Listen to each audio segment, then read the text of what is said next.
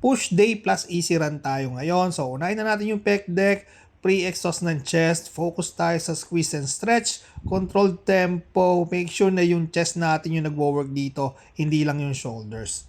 Tapos, susundan natin yan ng incline dumbbell press. Heavy lifting na tayo dito. 30 to 45 degree bench angle. Tuck in mo lang ng konti yung elbow mo para more on chest and less shoulder pressure. Next move natin is seated lateral raises para sa side delts or yung lapad ng balikat. Seated para wala tayong momentum dito. Raise hanggang shoulder level lang, pinky slightly up, and control the negative.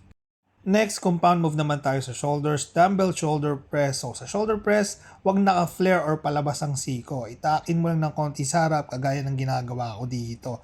Bakit? Kasi mas safe yan sa shoulder joint, mas solid ang power, delts ang tama, hindi stress sa rotator cuff.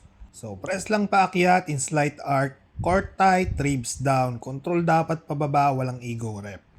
Next move natin for triceps naman, skull crushers, direct tricep long head, elbows fixed, movement galing lang sa siko. So slow lang pagbaba, full stretch, then extend.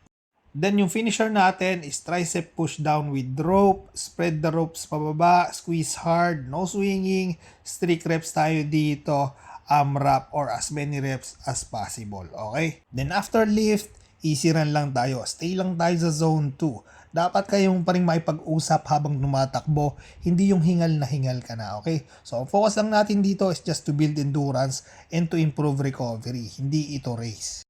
6 to 12 reps, 3 sets each tayo sa lifts, and then 30 minutes easy run.